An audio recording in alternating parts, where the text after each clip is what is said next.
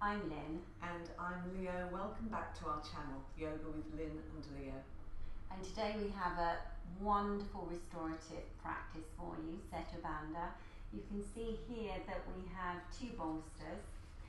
These are cross bolsters, but you can also use two foam blocks with the horizontal action underneath if you've only got one bolster. Shall I just show? Yeah. I'll show. Alright, so if you've only got one bolster and you've got 4 foam pads, Great. you can do that instead. Yeah, this would be absolutely fine.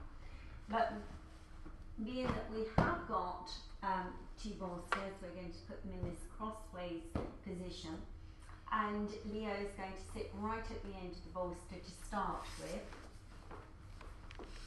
and then make sure that you are extending your tailbone towards your heel side so you don't get stuck in the lower back. It's really important that that is active and extended. And then coming back into the action, keeping the chest nicely open, but also being aware that the support comes from the center of direction, so the abdomen needs to be supporting your spine. So it's not a big grip on the abdominal area, it's a softening to support the spine. You can see here that Leo's got her fingers up in the air to really push down into the floor to get the chest even more open. And also the shoulders are down. Now if you have a real problem with your shoulders and the shoulders don't go down, you can always place a folded blanket underneath the shoulders. We've put a couple of foam blocks at the end here just so that we can encourage that experience of extension throughout the leg. And again, if you do find that you need to go a little bit higher on the leg side, if there's any pinching in the lower back, then create that length of the tailbone and maybe take another foam block underneath the heels. But this is quite a nice position, you can see here. Now the arms, relax and release, so you roll the arms out to the side when you're in this position. Because it's on a soft cushioning, therefore it's more restorative. Setu Bandha is the bridge pose, and in our classic practice then we use our hands underneath our back so that we can raise the shoulders and extend in that way. So that's quite a strong action. This way it's all about settling the nervous system and releasing. So when you're in this position, because of the sheer shape of the pose, the opening of the chest, then we know to observe our breath. And when you're observing the breath comes in a vertical direction, it extends in a horizontal extension. And that's really where we need to be taking our concentration, is into that horizontal direction. So take your attention into your back ribs and just be aware when you breathe, you encourage those intercostal muscles, all those little muscles between the ribs, to extend from the spine to the outer edges. And gradually letting the nervous system completely release and soften.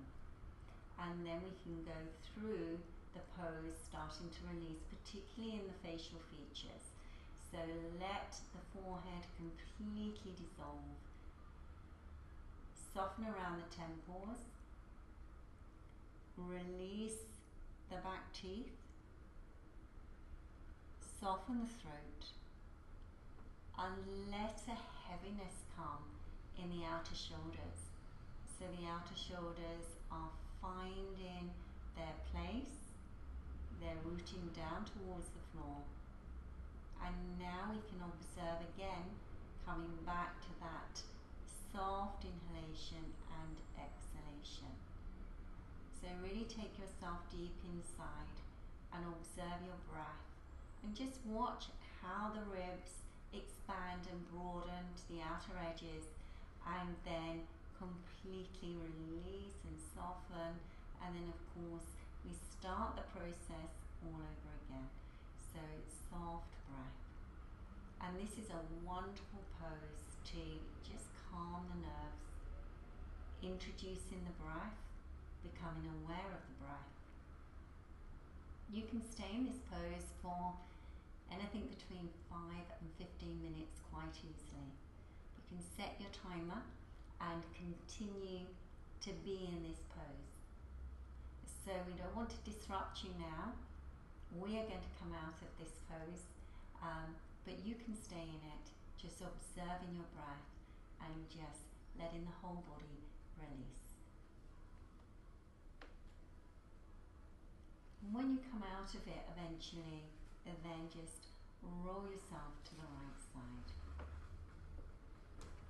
And just keeping that quietness completely in the body, in the mind, in the breath.